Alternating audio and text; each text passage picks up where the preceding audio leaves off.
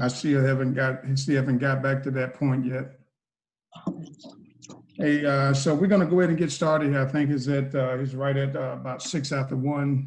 For those of you that are on, I'd just like to just thank you for taking the time out of your day to come and take part of this two-person training and be a part of the shared learning experience, that we're going to do here today. And the topic is we're going to talk about communication. So as you notice, as I stated, it's going to be shared learning. So I'm going to ask you to respond sometime in the chat, and other times ask you to respond. I can't see everyone, but if there's a question asked, just take the liberty, to answer that particular question. As you see on the slide here, I say, that communication is a skill and not a personality trait. Can someone actually elaborate on that particular sentence for me?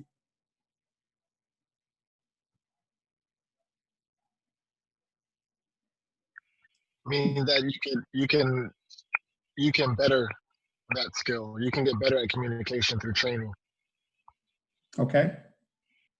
So, basically, as you stated, it's a skill that can actually be learned. As a basketball official, I know my very first couple of years as far as officiating, I felt very uncomfortable, with communicating with coaches. However, now I'm at a level of ease, when actually communicating with the coaches.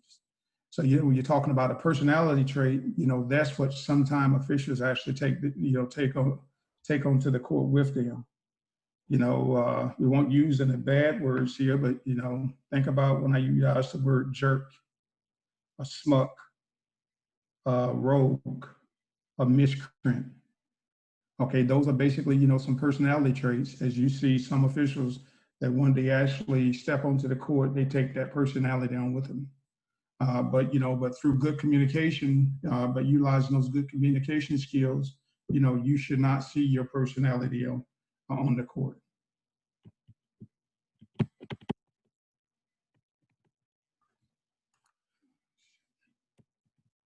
Okay, here we go. This is the outline for this block of instructions. We're going to talk about the 3 C's of communication. I'll talk about nonverbal communication, style of communications, signals and mechanics, warning for delays, warning for bench behavior. Also, we're going to talk about crew communication before, during, and after the contest. And then we'll wrap it up with a summary. And hopefully by that time, Mark being hopped on to where we can actually do some cahoots. I know that, we normally do cahoots first before we actually start. Mark probably would be on probably about a half hour or so. And so we'll do the post of from what Supi covered last week, and we'll do the pre of what I'm actually covering tonight.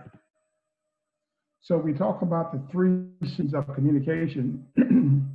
Is basically, I'm just going to go back to something that Supi touched on last week, talking about engage. Okay, staying engaged. And I can tell you, as far as me being an official on the court, one of the ways that I stay engaged is that, through my communication. And, during the pregame, always, one of the things I always say as far as we talk about communication is find a reason to communicate. As you pass and as you're passing your partner, hey, good call. Give a thumbs up, helping out, with the shooters, helping out with the fouler, that's calling out the numbers and those types of things. All those things basically help keep you engaged and won't allow you to get distracted during your contest. Okay, but when we talk about the 3 C's of communication, the very first we're going to talk about is, confidence in your ability to handle anything that's on the court. Okay, anything that may occur in the court, you should have the ability to actually go and handle it. You should exude confidence while you're on the court.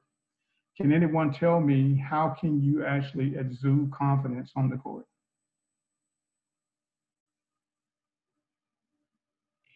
Your body posture, your nonverbal communication. Okay, through your nonverbal communication as far as your posture. Okay, posture, and we're going to get into some of that nonverbal communication just a little bit later on. Okay, but by good body posture, actually shows confidence as confidence in your ability to actually officiate. Okay, next we talk about your communication should be clear. Okay, it should be easily understood and not exaggerated. Basically, what I mean is you never want to say always and never. Okay, you never want to say always and never. And the reason why you don't want to say always and never when you communicate with the coach, we know there's nothing that's absolute.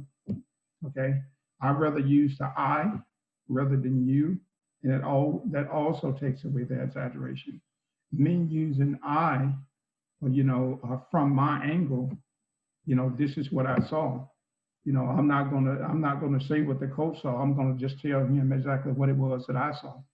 So by utilizing the I instead of you, okay, what does that do? How does that control the situation? Can I ask someone to respond to that, please?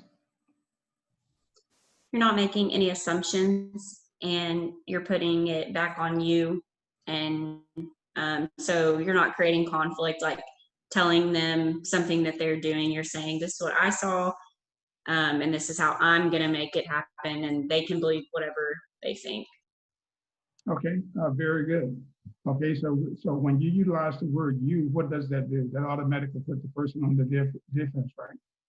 Okay, so you don't want to create that conflict while you're on the court. So that is the reason why you always stick with what it was that you saw. And if you stick with what you saw, then there's no way that they can actually challenge you as far as your response to whatever that question may have been. Okay, and the last C is basically we're talking about control. Okay, you should be able to controlled and modulate yourself if necessary. So let's think about you in a ball game. The ball game has been going very, very good. For 3 quarters. Okay, now we're in the fourth quarter. We have 1 minute and 30 seconds remaining in the game, and so we have some type of atypical play that actually happened. And so now here it is, we got 2 partners or we got 3 partners, no one really have to stand out. But because of this particular situation happened, okay, so now I need to be able to raise to where that particular play actually happened. I need to raise to the level of what the game currently is. Okay, so and basically that's what we talk about, being in control. You want to modulate yourself. If the game is at a low, then basically, you have control of the game, and you can modulate low. But when the game rises, then by the same time, okay, the way that you officiate, okay, you need to rise to that particular expectation as well. Okay, do I have any questions concerning the 3 C's of communication?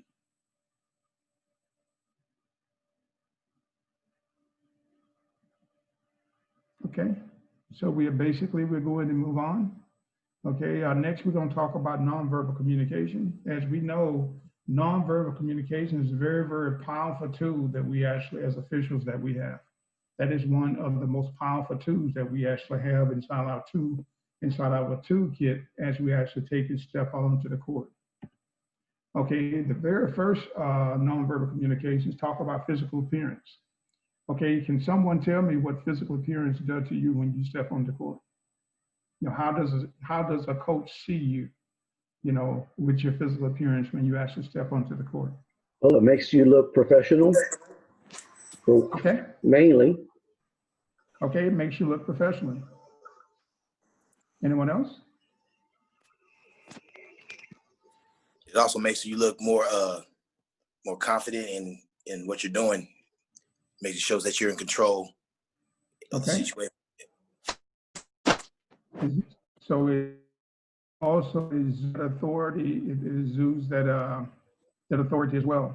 I always like to take and break. When I step onto the court, I break this down to the rules of 100. I always say when you step onto the court, your appearance gives you 50%. You get 50% just by, with your appearance. Your other 25% comes from your call selection, and the other 25% comes from the knowledge of the rules, how you take and apply the rules. So that gives you 100%. But just by you have a good physical appearance, because your physical appearance basically is going to communicate that nonverbal perception to the coach. Can this official keep up with the speed of the game? They're gonna size you up just as soon as you step onto the court. Okay, so physical appearance is very, very big. Okay, the next one is posture. I think that someone actually took and they alluded to that just a little bit earlier. They're talking about how correct posture signifies confidence. Okay, I just want you to think about as you officiated a game, or you see officials out on the court officiating games and they're not applying the proper posture. Okay, what is the proper posture for an official when we talk about posture? How should you stand?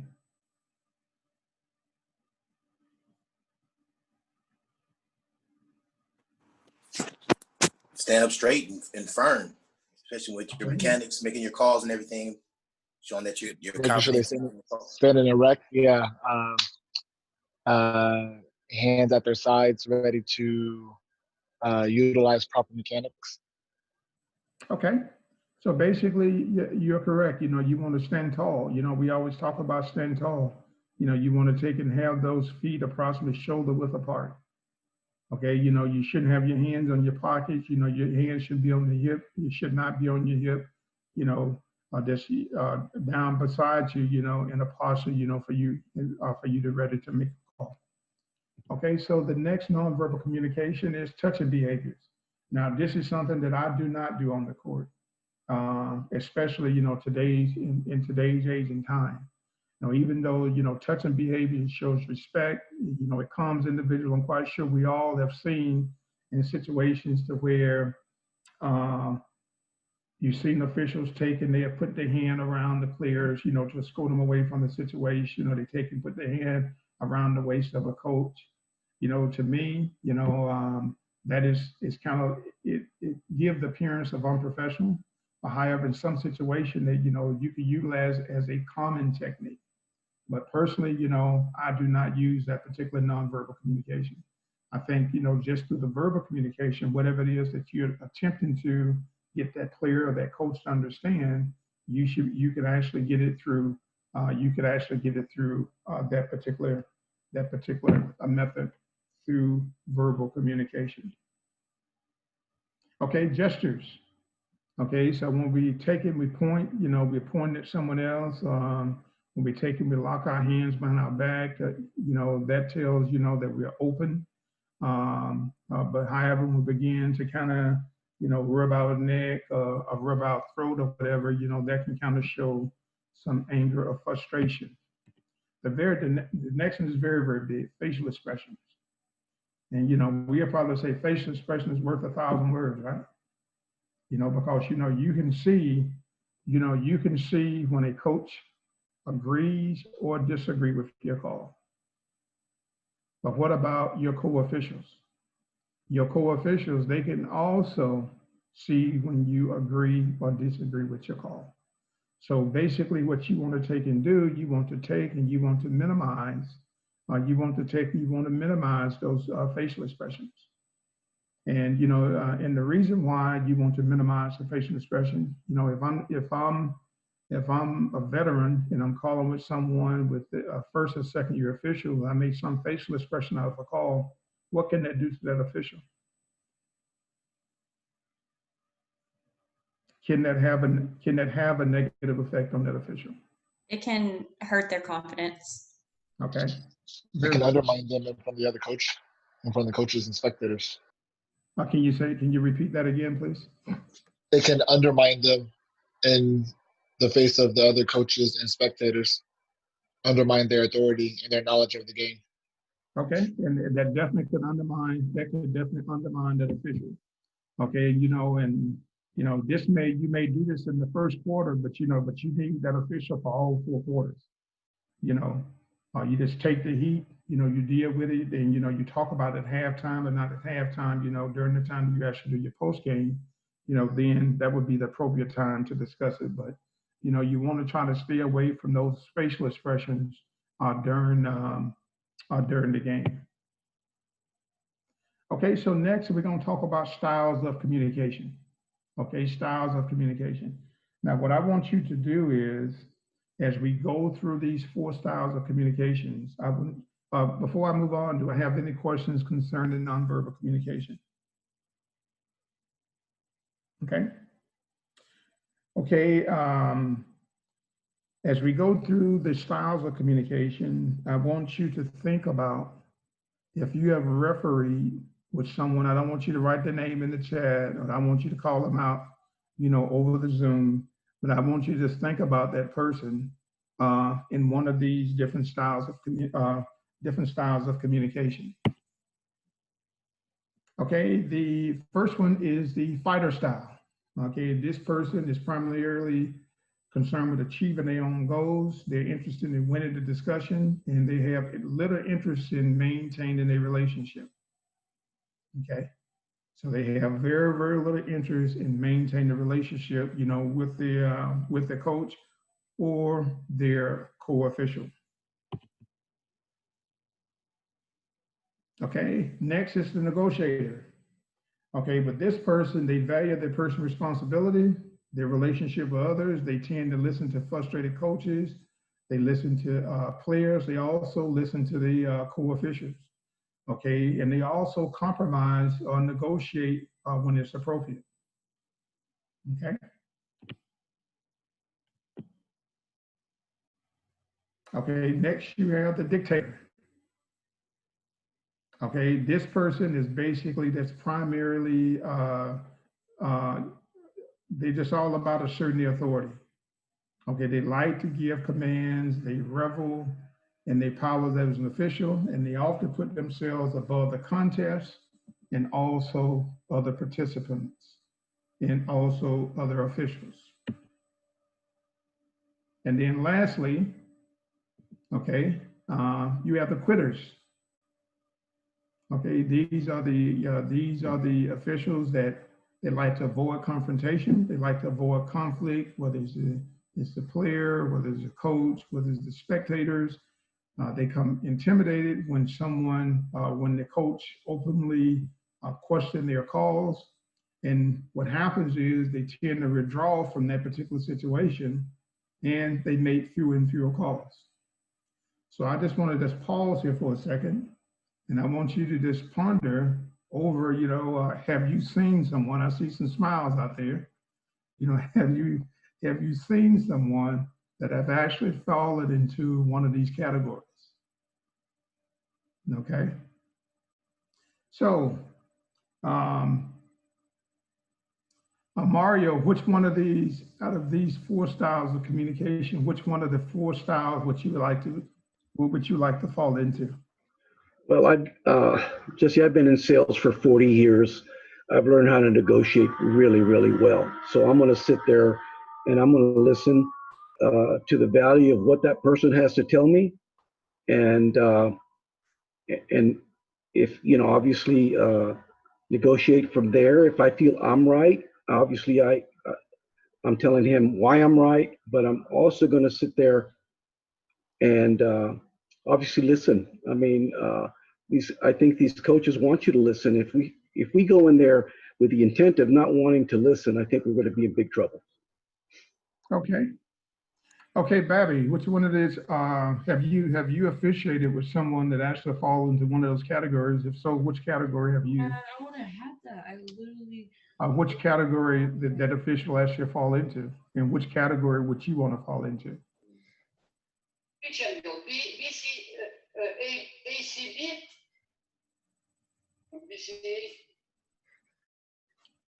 I want to fall into the negotiation. You want to fall into the negotiator? Have you officiated with someone that actually fell into one of the other 4 categories? Angle we're locating. She's doing something right now. So we're on a different problem. Hold on. Okay. What about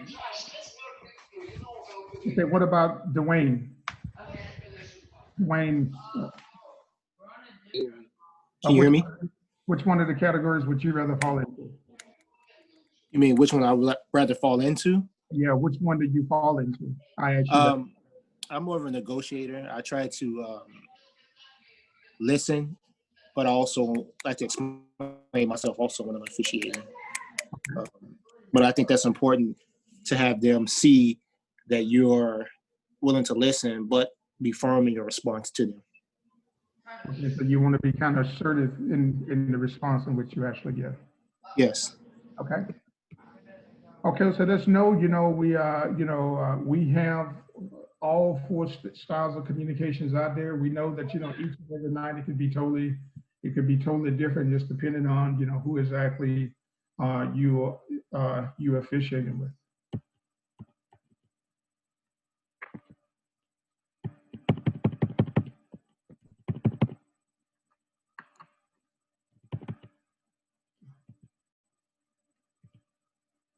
Okay.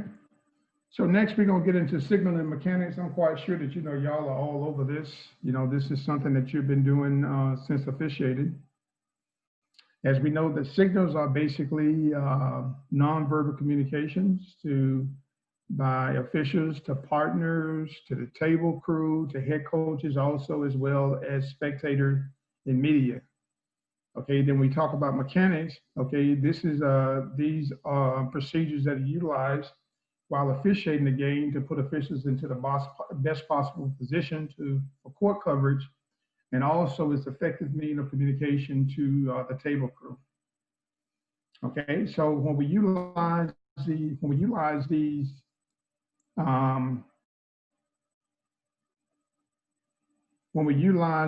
signals,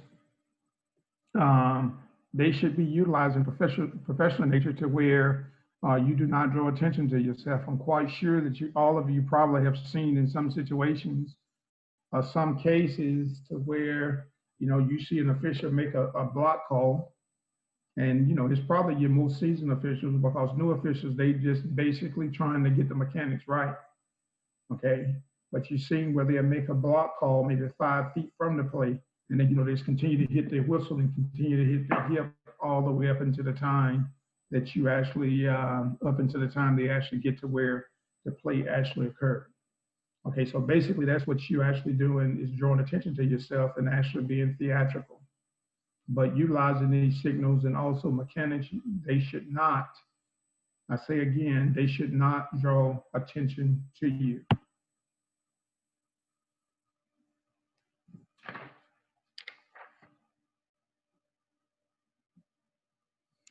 Okay, so there are 4 officials warning provided by rule. Okay, so if you have your rule book, you can see rule 447, which talks about the 4 official warning. Okay, can someone tell me what those 4 official warnings are before we actually dive into them?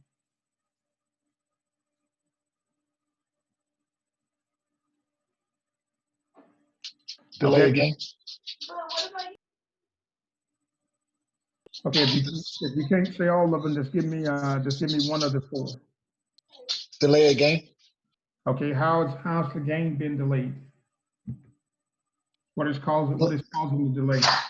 The player touched the ball after it went through the basket. The Okay. offensive team.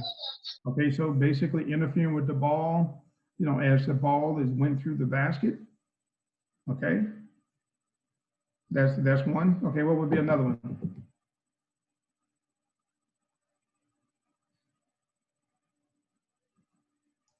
Okay, so what about free throw for throw in and a playing violation? Okay, defense reach through, touches the ball during the throw in. Okay, violation. The next one would be, as we know that players, they like to take, and before the free throwers begin their free throw, they like to take and huddle up, before the ball is given to the disposal of the free thrower. So basically, there, you tell them, hey, we're ready to play. We're ready to play. Okay. And then we already basically, we covered this one as far as interfering with the ball, as the ball goes into the basket after a made goal. And then the last one is for failure to have the court ready after timeout. Okay, I like to hear someone explain that particular rule, talking about not having the court ready after a timeout.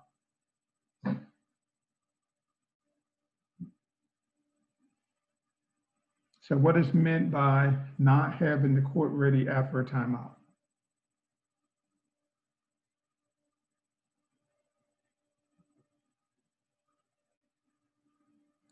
I'm gonna guess. Okay. Okay, that's okay. Would it have something to do with maybe water on the floor in front of the bench, or okay? It's Anything from the bench like that. Okay, Carlos, go ahead. What were you saying?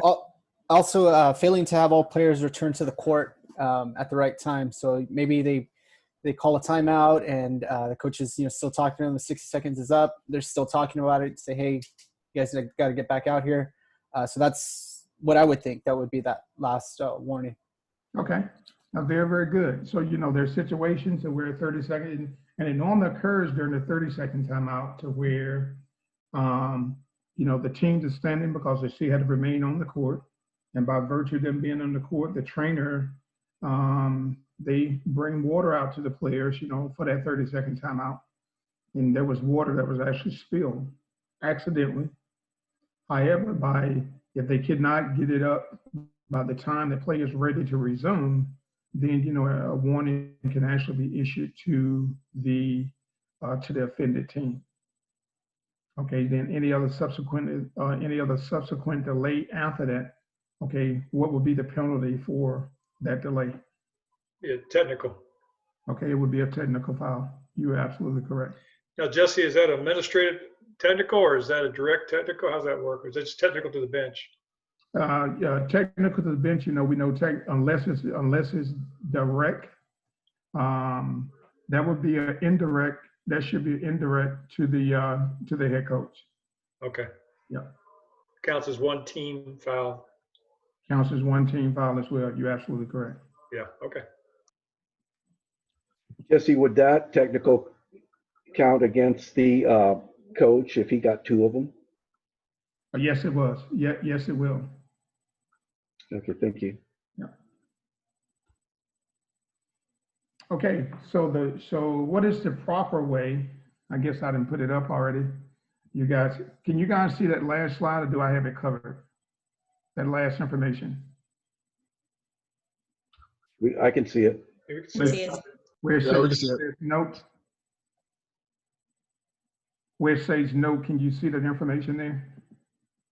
Yes. Yes, Yes, we sir. can. We can. Yes. Okay. So basically, anytime that we give a warning, the first person that we want to warn, give the warning to, we always notify the table first.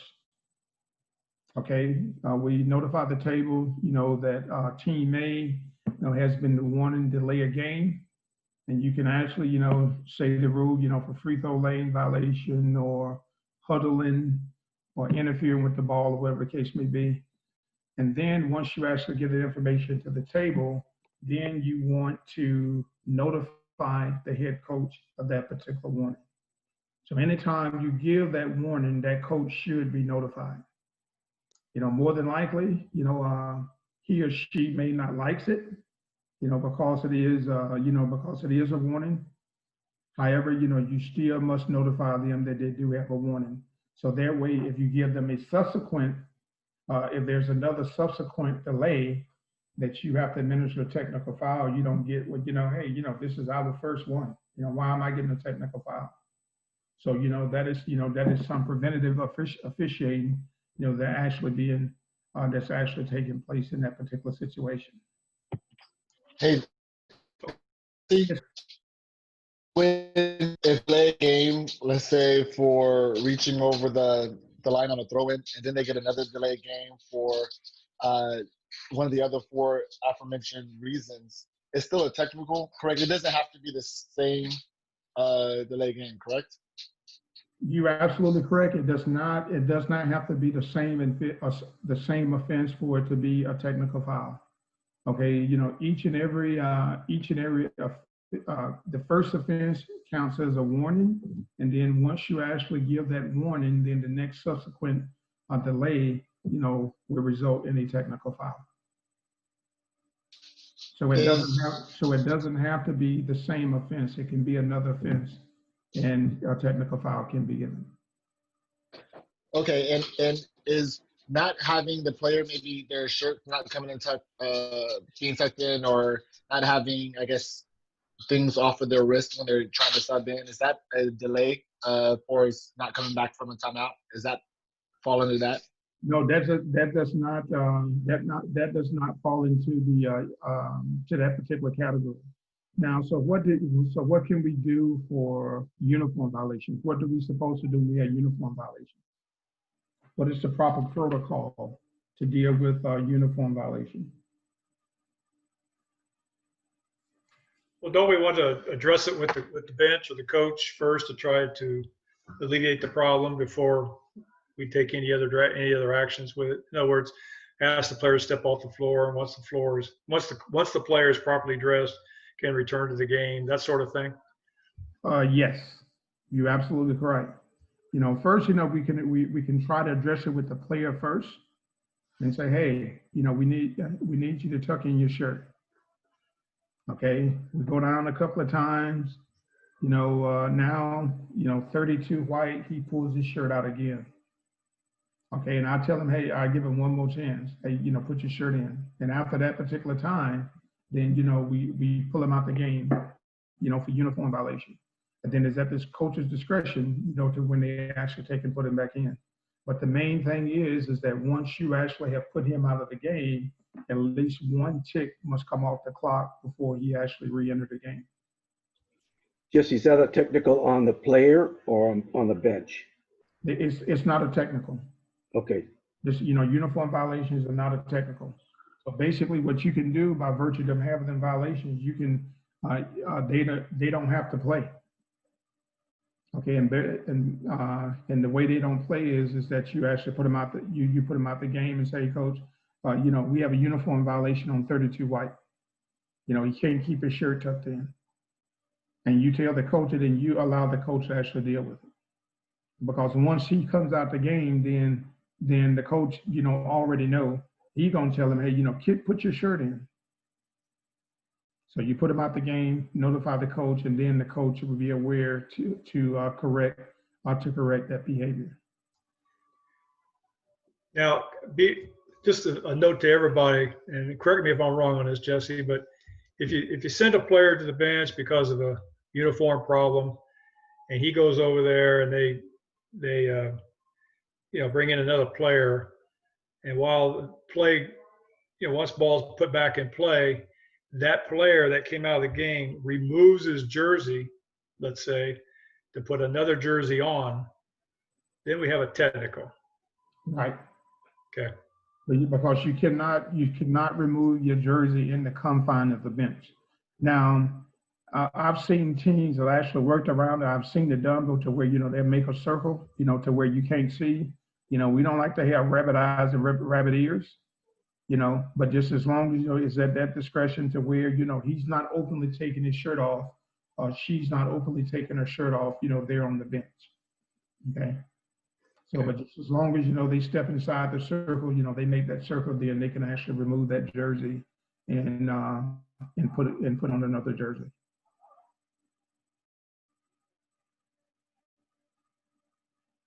Are there any other questions concerning for warnings and delays? Okay, so let's go ahead and talk behavior of the head coach or the bench, you know, which is basically going to kind of lead into bench decorum. That's something that a lot of officials don't like to enforce, but we're going to discuss that just a little bit later on in this presentation. Okay, as we can see, when any time that we issue a warning to a coach or bench personnel for behavior, it must be done professionally in conversation tone. Okay, we shouldn't be yelling from the other side of the court. Coach, that's your warning. Even though I have done it, I have seen other people do it, but as we see here, because this comes directly out of our rule book. They say that it should be professionally and it should be within conversation tone. So now that goes back to which one of the C's in communications in which we talked about.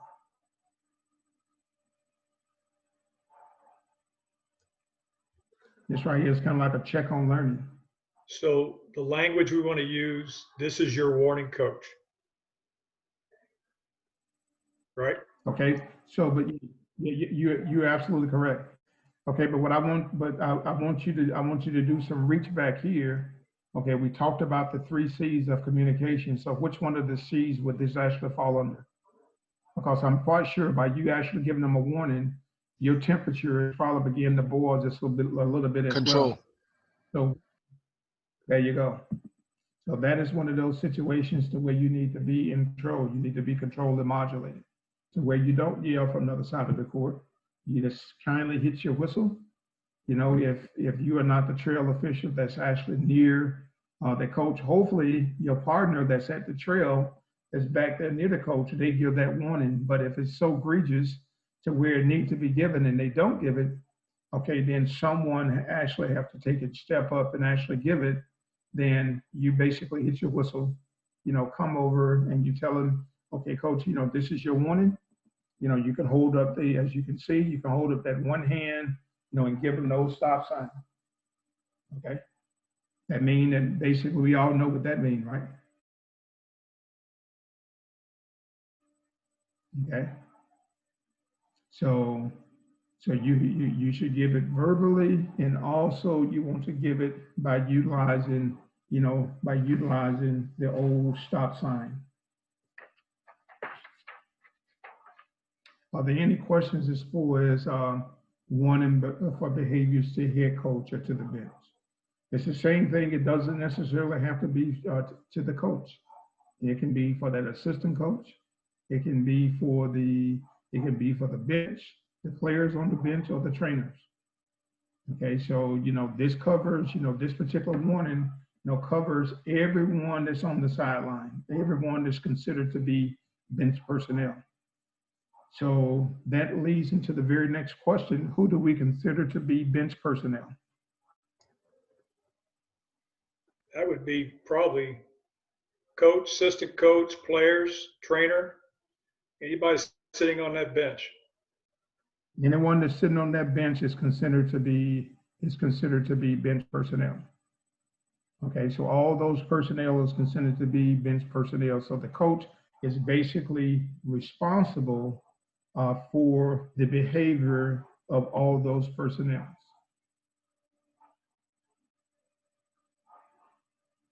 Okay, I got a question. So we have a player that blurts out language. Okay, we have a technical. Okay, excuse me, player sitting on the bench. It's a bench. Player on the bench. He blurts out the language. So we have a technical to the bench, not a direct technical to the player. Yes or no? Can you restate your question again, please? Yeah. Okay. So running down the court, we got language. We got somebody's cussing at the official on the bench. Okay. We even know who the player is. Okay. We have a technical. There's no warning or anything. That's blatant. So my question is, okay, is that a technical to the bench, to the coach? Is that, or is it also or only a technical directly to that player? Now I'm talking about players. Okay, is it like a direct technical to the player? I would think it would just be a bench technical, but I need to check my rule book. No, it is a bench technical, because remember that anything that occurs on the bench, the head coach is responsible for. Okay. Any action that occurs on the bench, that head coach is basically responsible for. So basically that would be an indirect to the head coach. Right, okay. Okay, because that's considered to be bench personnel. So that would be an indirect to the head coach, which also count towards their team foul, right? Okay, so that would be an indirect to the head coach. Any other questions? Okay.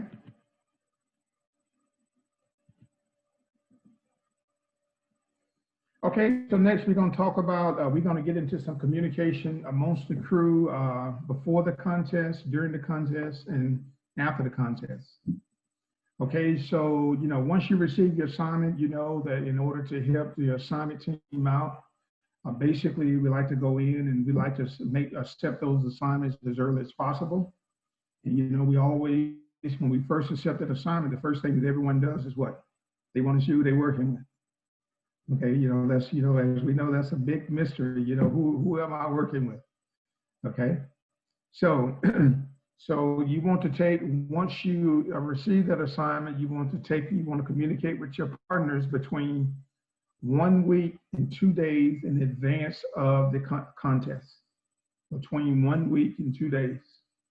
Okay, so normally, just as soon as I receive my assignment, I'll go ahead and I receive it and I put information out there, notes. Hey, you know, something like, I'll see you there.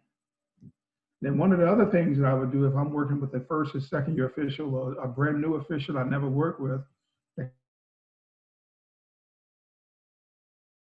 there, I'm looking forward to working with you. So by actually putting that piece of communication there, what does that do for, what do you think that do for that new official? It's going to make him feel welcomed and ready to work with you. Okay, make them feel welcome and also make them ready to work with you. Anything else? At ease, relaxed. Okay, make it just a little bit more at ease, make them just a little bit more relaxed. Okay, very good. Okay, so then, so a day before the contest, okay, I put that note on the arbiter, you know, once I receive the game to let them know, hey, you know, I received the game. Okay, but then the day before the contest, what I like to do in text message, you know, just a double piece of communication. I think most officials do it. And basically the things that we are going to cover in that particular text message is that we're going to cover the date, the time, and the location of that particular contest. Date, time, and location. And so, you know, we send it out for the whole entire crew. And the only thing that, you know, that we expect, hey, you know, hey, guy, did I see you there or something, you know, something along that nature. Because the worst thing that can happen is that, you know, you have no communication. You know, you go into the game site and you don't know whether or not your partner is going to be there. So, you know, this communication is very, very important. Okay. Then you're supposed to also confirm with the school with the same type of detail. Hey, I'm scheduled for this game on 6th January at Blossom at 8 p.m., the last game of the night, you know. And then once you arrive to your game site, then you also want to take and let the administrator know, you know, that you and your partner has basically made it there. Now then, after that, then this thing really actually get real. Because the very next thing that happened, we're going to do a pre-game conference. And I would say that as far as a young official, what I recommend that you do, you know, and to start practicing doing pre-game conference. I know that, you know, the first one or the second one or the third one, even the 10th or 20th one, you are not going to get it absolutely correct. But when you communicate with whoever your partner is going to be, I would say, is it okay for me to do the pre-game conference, even if you're working with a veteran? And that would just actually get you into the mode of actually preparing to actually do a pre-game. You may forget some points, but whoever that veteran is, you know, they can kind of fill in those gaps, you know, for the things that you actually miss. I'm quite sure that a lot of you actually have the pre-game sheet that Mark actually made, the Come On Ref pre-game sheet. I can tell you that is a hell of a pre-game sheet to utilize. If you don't have one, I definitely highly recommend that you actually get with Mark and actually get one of those pregame conference sheets. Okay, I'll take it, hold it up, and everyone see it here. A lot of information there, a lot of information. But you want to get to the point to where you actually, you can remember your pregame. You can remember your pregame. So what I would like for you to do, I would just like for someone here on this meeting, I want you to tell me 5 things in which you actually cover during your pregame. There's 5 topics that you actually cover. You don't have to go into detail about what it is that you actually talk about, but just 5 things.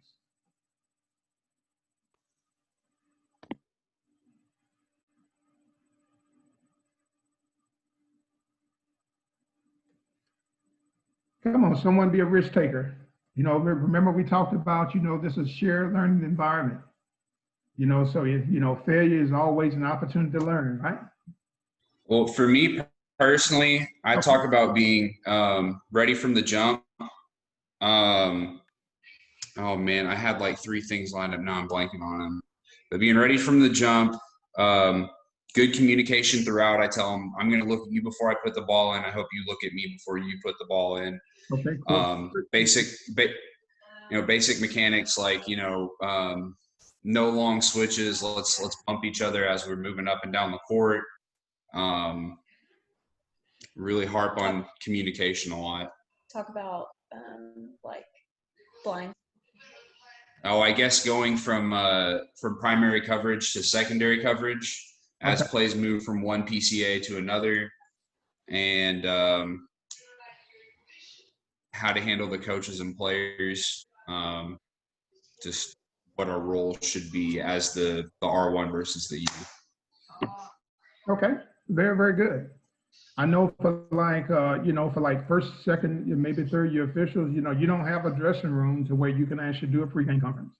And so, right there on the bench, how much time that you have, 2 minutes, 3 minutes, 5 minutes, whatever it is very, very important, just to talk about the very, very basics, such as atypical plays, post plays, block charges, communication on the pass crash, how you're going to handle the coaches in the situation you may have a fight, double whistles, off ball, dead ball coverage, all those things, is very, very good, during the time that you actually take and you have your pregame topic. And so, and what I would do, I would just, I would keep marked, handy dandy pregame conference sheet. I would keep it there. I keep it in my bag, but then just get to the point to where, you can rattle off 5 or 6 things, that you want to talk about with the pregame conference. And like I said, if you're working with a veteran, when they communicate with you, say, hey, would you mind if I do the pregame conference? So one, that trains you on how to actually go through and do a pregame. And then secondly, you ensuring that you actually have a pregame. I know that, some veterans, they don't like to actually get into the nuts and bolts of doing a pregame every game. It's all depending on who you work with. But I can tell you, pregame conferences is very, very important. So any talk or any discussions about before communication?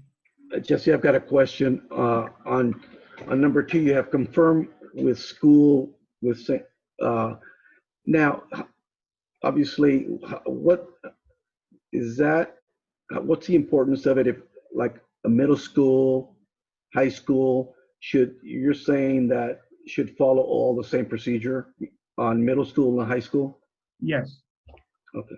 It's very, very, because sometimes games get canceled and they don't notify their signer. And so basically, if you go into Arbiter, they have a list of all the schools and they have points of contacts. You can just take it, let's pull up that email, you can shoot them an email and say, hey, I got a game, I'm scheduled for a game at Lopez Middle School, 5 October, is that game still gonna happen? Because I can tell you, some of our officials that have actually, when we travel, for playoff games, travel, 300, 400, 500 miles and actually get to a site and the game has been canceled, because of weather or for some other unforeseen circumstance. But, with going that extra step, would save the heartache of driving 300, 400, 500 miles and you don't have a game to referee. So, let's take it just one step further. So the same information that you actually text to your partner, it's the same exact information that you want to ask when you send an email to the school. I wouldn't I know they're busy. I wouldn't try to call. I will always try to email them, whoever the point of contact is. So whenever they, check the email, they normally will see, that you have attempted to communicate. Okay, so as you see, good communication is essential to a well-officiated game. The more you communicate, the better your game is going to be. And I know for me, the more I talk to my partner during the game, the more comfortable I become with that person. The more comfortable that I really become with that person. So, as I stated earlier, hey, find a reason to communicate. Find a reason, to communicate. Whatever it is that you want to communicate, hey, good call, 2 shots, thumbs up, and which recommend that was a great call or a good pass on that particular play. What about a thumbs down? Would you want to give a thumbs down during the contest? Never. I would say never as well. Okay, I'm with you. You never want to give a thumbs down. So some means of communication is when you have help situation. There's nothing wrong with asking for help. There's nothing wrong for asking for help. Okay, and where you want to ask for help is that on out of bounds plays, that if you have tip balls or tip ball situations, on the timing, and also try and tap type situations. Okay, so if you have out of bounds situation, a lot of time, the way that you basically ask for help is help. I know if I'm at the lead and the ball go out of bounds on past that last lane line, I'm going to look at whoever my trail official is. Now I'm going to before I make the call, I'm going to look at them. And basically their body language is going to tell me whether or not if I'm making the correct call or not. If I'm not 100% sure, I'm going to say help. Okay. So now if we have a timing as far as a try or tap, now I would kind of handle that situation just a little bit differently. I think what I would do is I would put all the kids, if it's at the end of a quarter or at the end of a game, we want to push all the kids to their respective benches. Okay, and so now the 2 officials or the 3 officials, we all come together and talk. Because who's responsible for the last second shot in a 2-man game?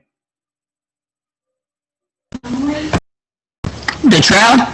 Okay, the trail. Okay, so I know that some of you don't have 3 personal experience, but who's responsible for the last second shot? The U that's opposite of the table. That is correct. Or the trail, whoever's opposite of the table. The C is responsible. No, whoever's opposite of the table, right? The C. Okay, so we're going to say the correct answer is that whoever's opposite the table, it could be either trail or it can actually be C. Okay, and now depending on where the last second shot come from, and this one of the things that you may want to discuss during the pregame. I know I'm going into 3-person now, and I'm gonna retract back to 2-person. But one of the key things you want to talk about that If I'm trail and I'm opposite the table and I got the shot, then you say, hey, well, C, then you take the clock and I'm going to stay with the shot. Okay, and so that way we still have everything covered. Okay, so that is one of the things that you want to take. You want to discuss during pregame, or once the team call times out, to set up the last play to where we all come together as officials to begin the talk. Then that's one of the things that we want to discuss. Okay, Jess, I got a question. Okay. So we got a last second shot. We got trail facing the table. The last second shot is on the table side in the deep corner where C actually has a better look at it. So anywhere on the floor, trail has a responsibility for that last second shot with No. C maybe helping out. Okay, run me back to your scenario again. Okay, so we have trail facing the table. Oh, opposite the table? Opposite the table. Okay. We got a shot on table side, deep in the corner. It's a 3. Okay, let's say it's a 3, right? The 3 attempt. It's as far away from the trail, as a shot can be. Does that trail? We still stick with that rule, right? The trail is responsible for that shot. Okay, so in a two-person game, okay, that is going to be the lead responsibility. Okay. Because it's opposite the lane line. So that's going to be lead responsibility. Now, in a three-person game, you're going to have the C official that's going to be there, and so that's going to be the C play to call. Okay, I'm confused now. So when we talk about last second shot, we're talking about the timing. We're talking about the clock. Okay. Yeah. So not from where the shot come from in the court. We're talking about, who, see the clock goes to 0. Who's responsible for seeing the clock go to 0 and hit the whistle or give a signal to disallow the basket or count the basket. That makes sense? Okay. Okay. See, let's talk about that more. Second. Let's talk about that more because I think there's some confusion. Because I got confused. Are we talking about, so on a two-person? Let's go two-person. We're talking about a shot comes from the baseline corner on lead side, but trails opposite the table. The responsibility stays the same. That trail would be responsible for last second shot, but they would just have to get assistance from lead because they'd have no idea if they got the ball out of hand in time. That's where lead would assist on making sure that if they got it out before the horn or not, but trail would still be responsible, but lead would give me information. Same situation on a three-person, that would be C's responsibility for the shooter, but trail would be responsible for the clock because in the manual, whoever's opposite the table is responsible for the last second shot. And I think what James was saying was, correct me if I'm wrong, James, is you're saying even though the shot may come from someone else's primary and they don't get a good look at it, is it still the trail responsibility for, or opposite table would be responsible for that clock? Am I hearing that right? That's correct. Okay. Did that clear it up for everybody? Right. So in a two-man, the lead's got that shot. I'm watching the clock. In a three-man, the C is going to assist the trail with that shot. Is that how I understood it? I guess I'm confused because I'm thinking that where you said that the shot was coming from, it was going opposite the lane line to where C is. Are you talking about deep in the corner on trail side? No. Deep in the corner on C side. Yeah. So that's going to be C going to have responsibility for that. As far as the shot, right? But the trail have responsibility for the clock. Correct. Yeah. Okay. So in both situations, two-person and three-person, trail is responsible because they're opposite the table. We can get into later about when an official needs to probably assist on that. For example, I'll go real quick. If the shot is on lead side in the corner, the very, very corner, and it's to win the ball game, the last second shot, I'm pretty sure at trail we would also probably be on that play as well, based on if there's nothing else going on in our primary, everything's over on that side. Trail would probably be more on the middle of the floor and also probably want to get a look on it. My personal opinion, and anyone else can tell me if it's wrong, you probably would want two sets of eyes on a last second shot that would decide the outcome of a game. But if you're talking at the end of a quarter and it's a 20-point blowout and it comes in the deep corner, yeah, Trail's not going to be refereeing that play, but they still have to be responsible for clock. So when it goes in or doesn't go in, whatever, they still have to kill it. And if they don't have information, then you would go to your lead and say, hey, did they get that shot out in time? Yes, they did. And then the Trail would still score it or wipe it. Does that make sense? You want to add something to that? So yeah, so this is how I pregame this situation. So the opposite, whoever's responsible for the clock, you'll wipe it, you'll flush it, count the basket, wipe it. If you, as my off official, have information for me, you come to me, give me the information, then I will. Hey, Kenny, that ball was still in that young lady's hands. Okay, we have no basket. I wipe it off. Game over. So I'm still responsible, but your responsibility is if you have information to bring to me, you bring it. Okay, Kenny. So let's say I didn't get a good clear look at it, right? So I know it's a deep three, ball's going up, hands going up for the three. Let's say it goes in, okay? But I really wasn't sure if he was behind that line. Do I hold that three and run over to that official and confirm it with him before we count that basket? Oh yeah. In a situation like that, yeah. If you're not sure, then you're not gonna put a signature to it, right? Right. And I would raise my hand, do whatever it is. Then I would come right out to my co-official if I didn't know. Okay.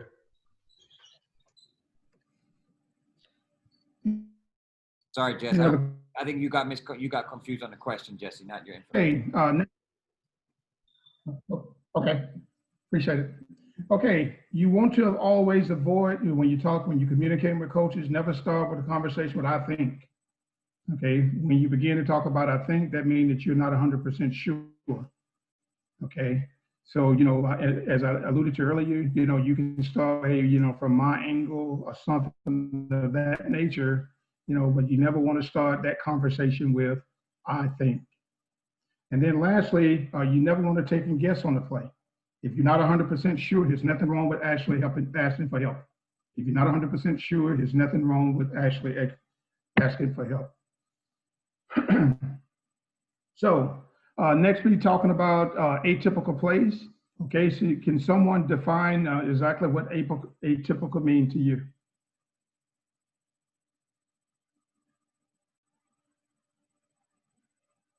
Atypical.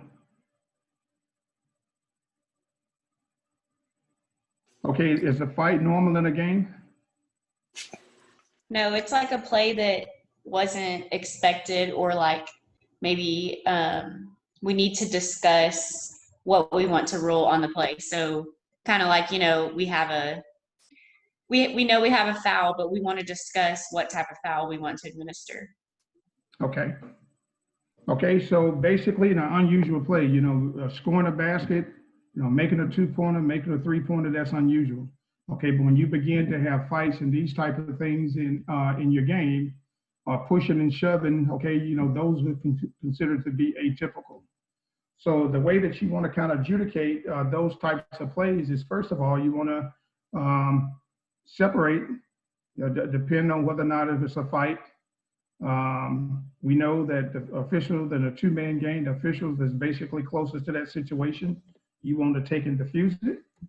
And then the trail official, what you want to do, you want to take a look at the bench. If you table side, another thing that you can actually do during your pregame, once you actually go into the court, okay, you can kind of brief your table. So where we have these types of situations, this is what I would like for you to do.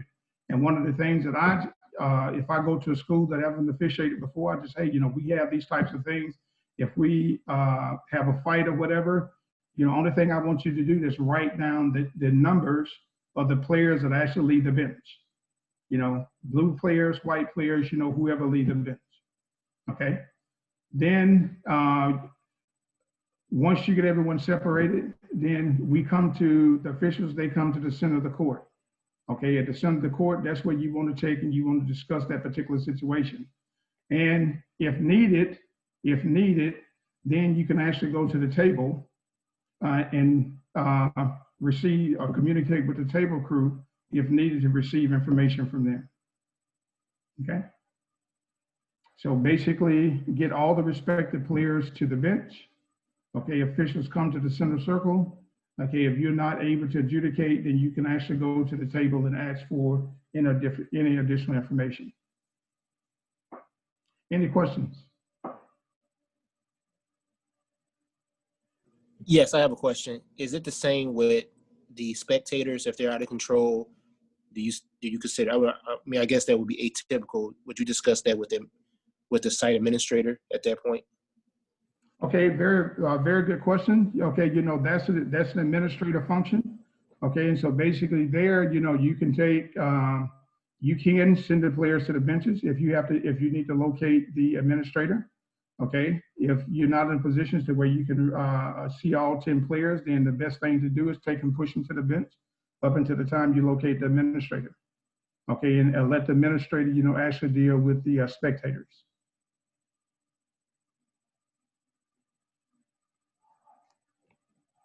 Any other questions?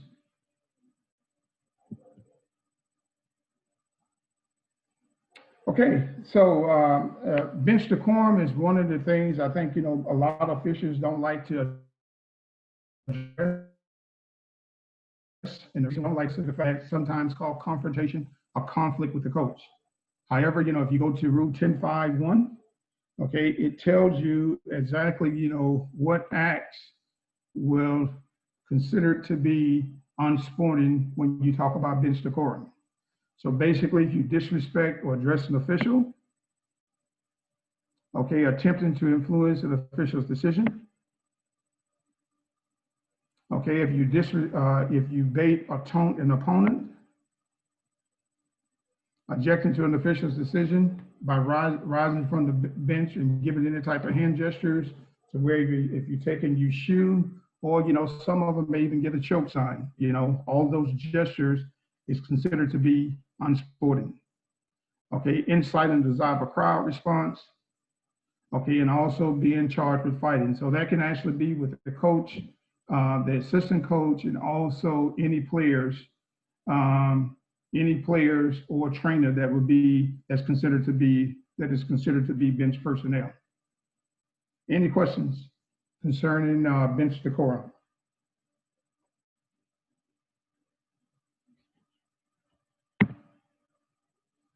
Okay, very last one, we're talking about grasping the rim. Okay, other than to prevent injury or dunking a dead ball. You know, and you know, dead ball could be, you know, during pregame warm-up. You know, that particular situation, you have a dead ball dunk during pregame warm-up. You know, as you know, during pregame, all personnel is considered to be bench personnel. So in that particular situation, we would penalize the player with the personal foul. Okay, it would be an indirect to the head coach, and also that is a team foul as well. What if it's several players dunking? I didn't hear your question. What if you see what if you see 2 or 3 players dunking? Is it still just one indirect? Well, hopefully, you know, after you see the first one, you know, you tell them to stop. You actually tell them to stop, you know, and get off the rim.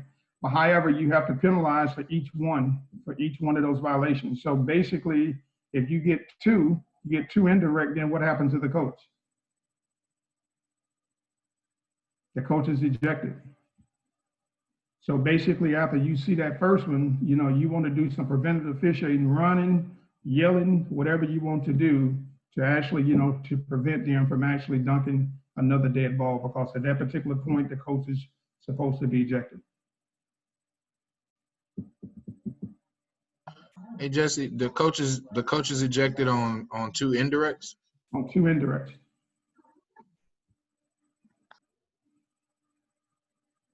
Is it 3? Turn your mic on, Kenny. I thought it was 3 indirects. It's 3 indirects, or a direct and 2 indirects. You know, a combo with 3. Or 2 direct. It's just 2.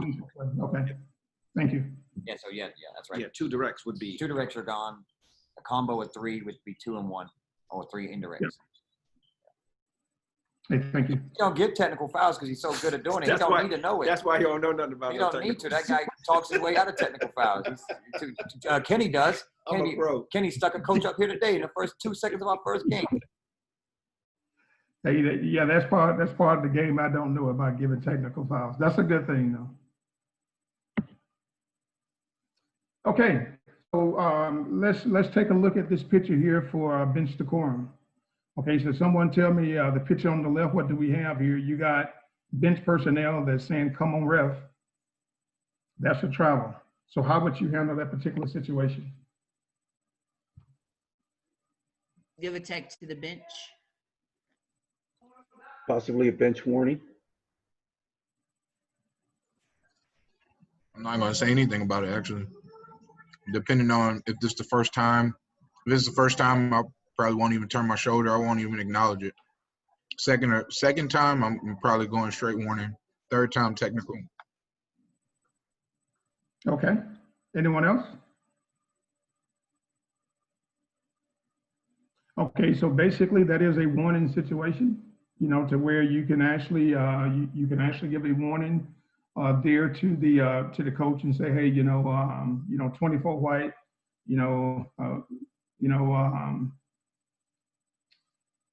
unwanted information that actually being given, to where, you know, that will actually be a warning to the bench. Okay, what about the second play? In B, you just have a frustrated coach. I think you just need to let that one go. Right. Okay, what about picture B? Okay, the official saying, hey, the coach is saying 7 foul counts to 1. Hey, 7-1, ref. 7-1, 10-1, 8-2.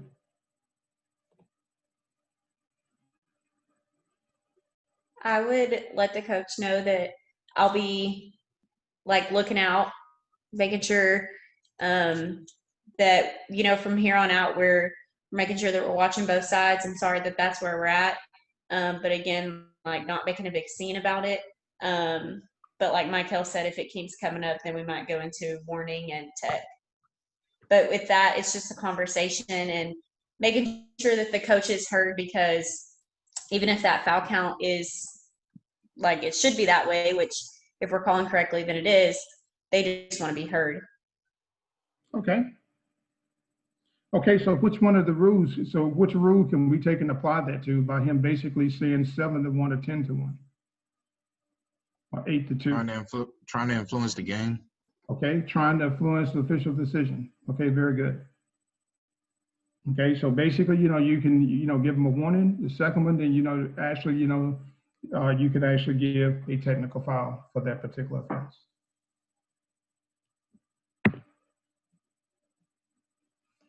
Okay, so now, okay, the contest have ended. Okay, so the first thing that we want to do before we actually leave the court, we want to make eye contact with the table to confirm the score, you know, before we actually leave the court. Okay, then once we actually get into the dressing room, the thing, next thing should be is that we want to conduct our post game. Okay, with our post game, you know, we should be open, we should be honest, and the post game should always be constructive. You know, be constructive. You know, that's the way that we all learn and grow, you know, through that constructive criticism. Okay, so what are some of the things, you know, should we discuss during our post game conference? Any questionable plays that we may have had. Okay. Any questionable plays and unusual plays? What else? I would say any miscommunications that occurred during the game. We want to get that straightened out, make sure it doesn't happen twice. Okay, you can talk about your communication, you know, how you feel the way, as you know, the crew communicated during the game. Very good. What else? I would ask on plays or calls that I made, was there a particular way I can get advice on if I handled it incorrectly? Okay. All right, young official, you know, you putting yourself in the young official's role, you know, to where, you know, the plays that you actually had, you know, is it a way that you make it handle that play differently? Okay, what else? What are some other things we should talk about post-game conference? Possibly on a certain play, did you use the right mechanics? Okay. So what about rule interpretation? Okay, we had some plays, that we actually had to take and apply the rule to where we, had some bench decorum play to where we actually we had to give a technical foul for that particular play. So, that would be one of the things that we want to discuss to see whether or not if we actually take and apply the rule correctly, and also how were we consistent? When you talk to coaches, that's one of their biggest things as far as, you actually being, consistent, during your game. Okay. So, so those are the main things you want to discuss to see whether or not if that you apply the rules correctly, were you consistent, any type of unusual play that actually occurred during your particular contest.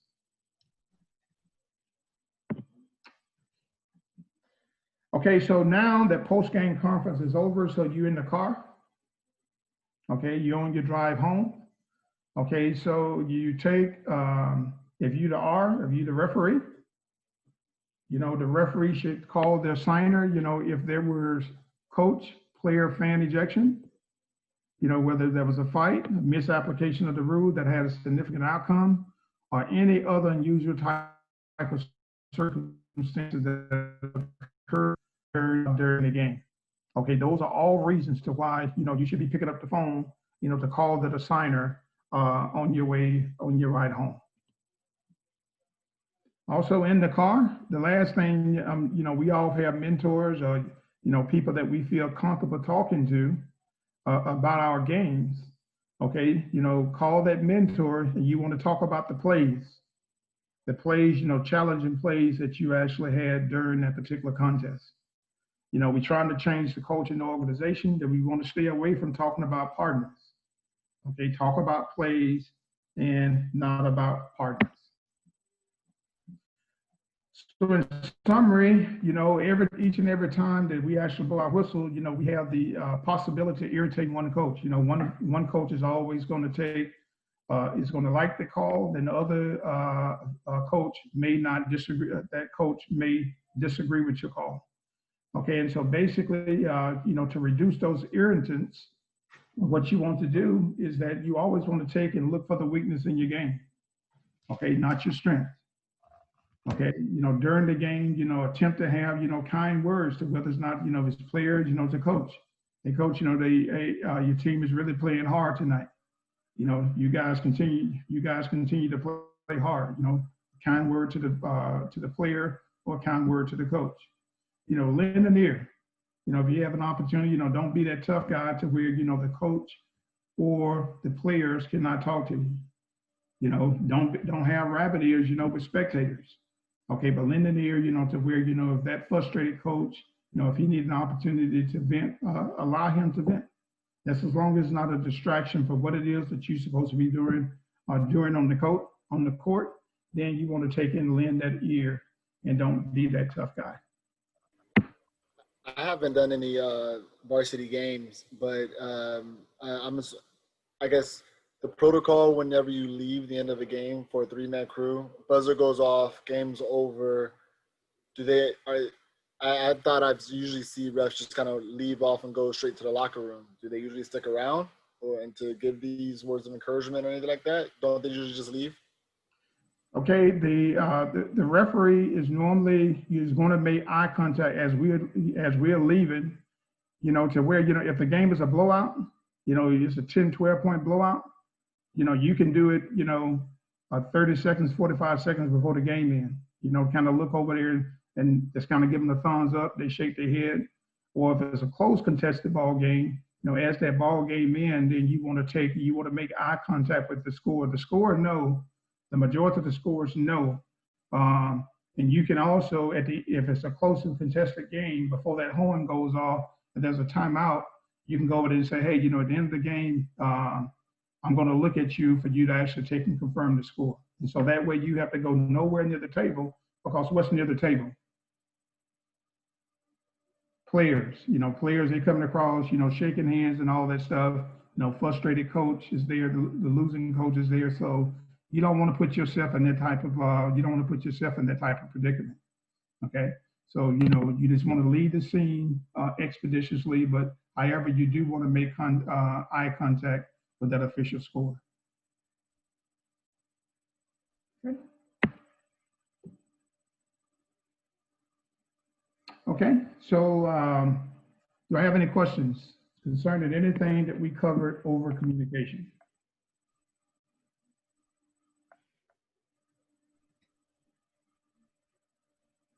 Anything? Hey, Jesse. Yes, sir. When it comes to a middle school game, I know one of the things that I was kind of using judgment on was disconcerting the free throw shooter when it comes to a middle school, especially a girls' game, where the bench, they have their chants and things while the other team is shooting. Is that something that you would penalize, or how would you adjudicate, or how would you go about that? Well, just because you know what you said they have, they chant.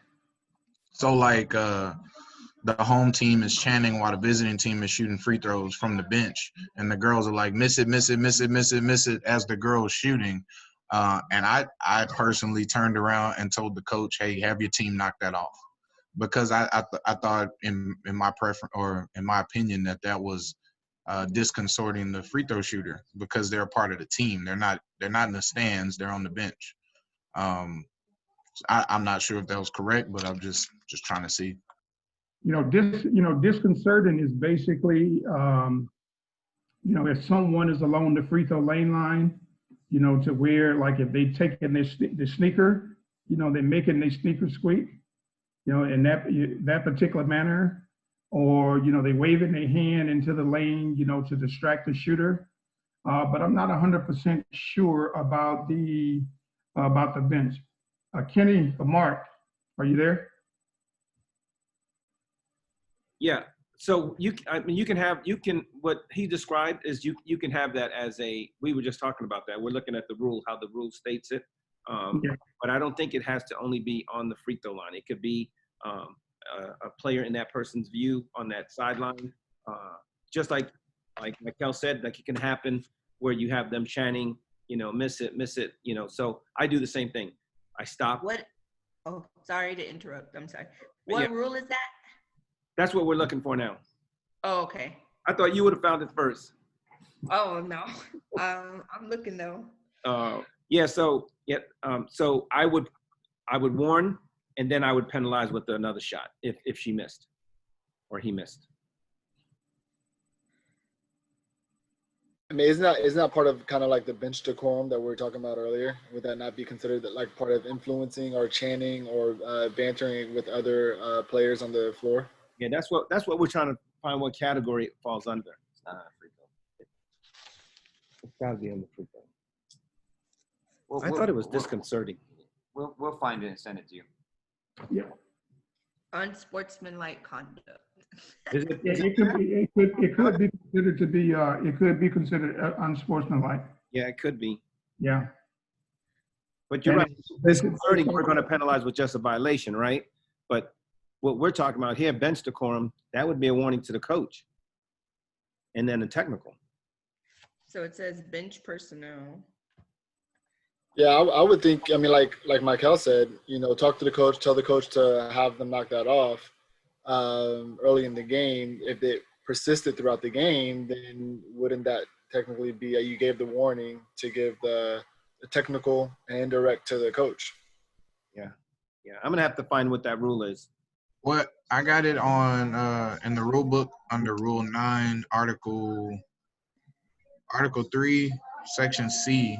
It just says no opponent shall distract the free thrower. And so what's the penalty? The penalties. What do you if want? the first or only violation is by the free thrower teammate, the ball becomes dead. No point can be violation, right? Yeah, under penalties and violations. But which, you said 9 section, 9, which one? 9, Article 3, Section C. 9-1. Where it just says no opponent shall distract the free thrower. Yeah, it's just under that. Yeah. 9 Article 3. Yeah, 9-3, 9-1. Yeah, so then we would penalize it with a violation, correct? Oh, 9-1-3. Okay. If the first or any violation is free throw, it becomes dead, run out of bounds. Yeah, it's not going to be a technical. Yeah, so it'll be a violation if missed.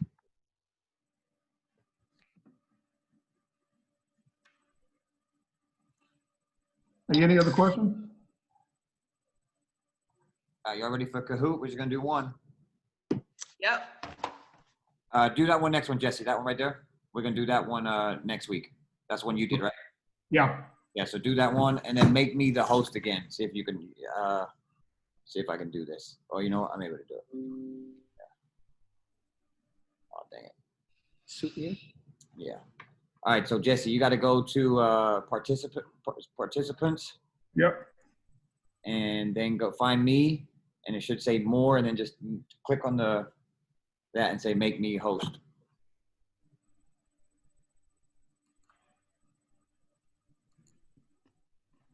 Oh, never mind. I can do it here. I got it. You're good. Yep. I can reclaim it. All right. Yeah, boom.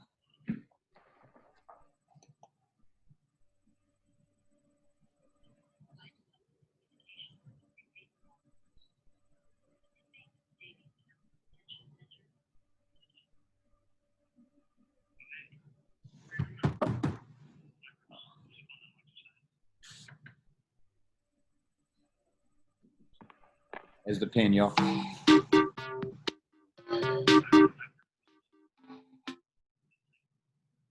gonna play the music.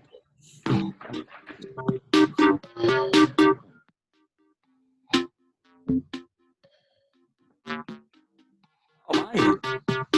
Who put their name as me? Y'all look at this. You better win if you're using my name. Someone put Kenny too. There you go.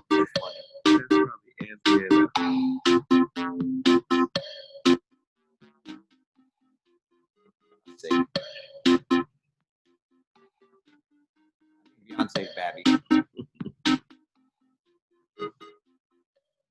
I think Kenny and me. I'm pretty sure that Ainsley and Mike. Cowboys win today? Did they win? Mike's smiling. I don't know. Mike, did they win?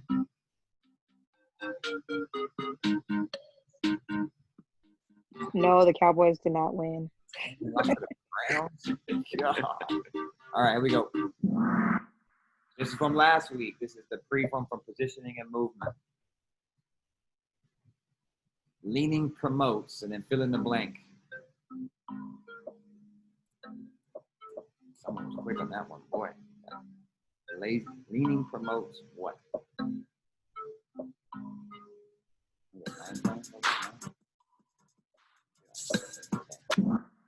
All right. 10, 11. All right. All right, good. Let's see who's first. Kenny first. Come on, Mark. Can you post the game pin real quick? Like, do you have the option to see it one more time? Right down the bottom. See on the bottom right? 760-8391.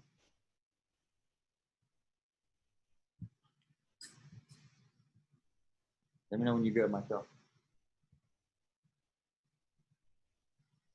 Never mind. It says time's up. Should have told me, man. I want to start it. True or false?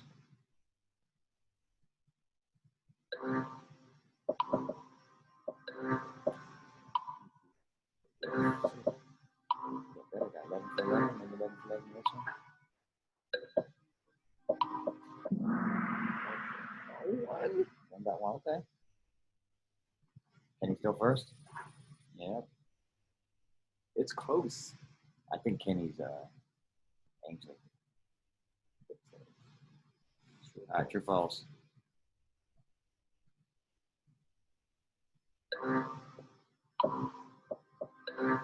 That's quick, though. Good.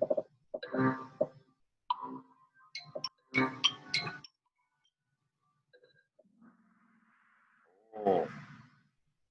It is false. Switching is dead ball, rotating is live ball.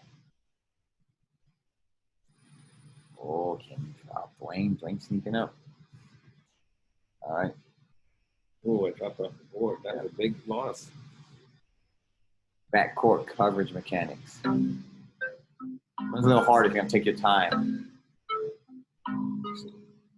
that can't be right. The Gator being one.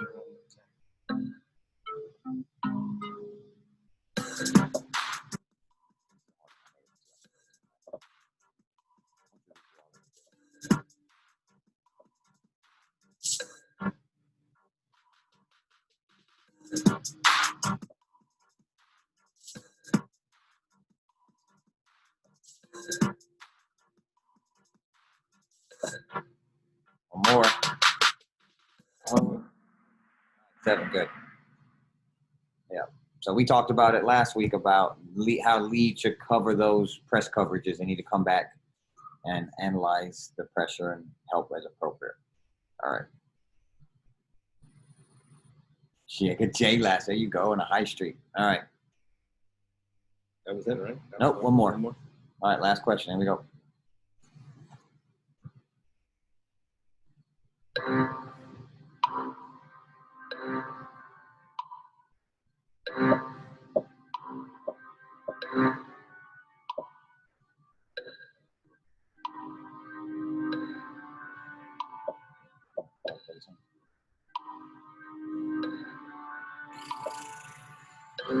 That's it. Didn't we talk about this? This was the word. I was wrong on this one. You corrected me. It's 11, right? All right, here we go. I don't want to see. All right, good. Yep. So bounce the ball and staying in the front corner end line. No, that's going to be when we're staying, we're going to hand it, right? And then it was recommended. The word was recommended when we talked about it. When Kenny found it or someone else found it. All right, let's see who won the whistle.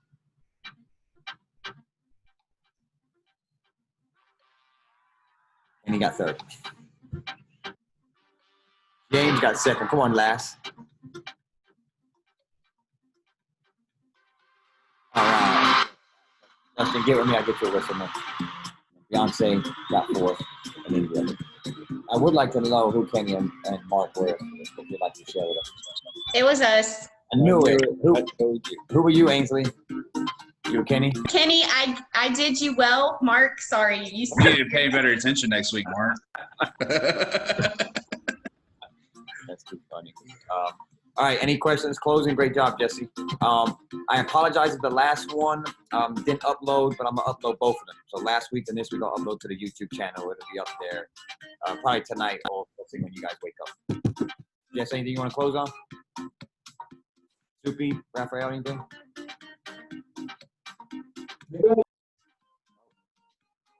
Yeah, doing stuff. All right, well, appreciate you guys. Have a good rest of the Sunday, and we'll see you guys next week. Take care.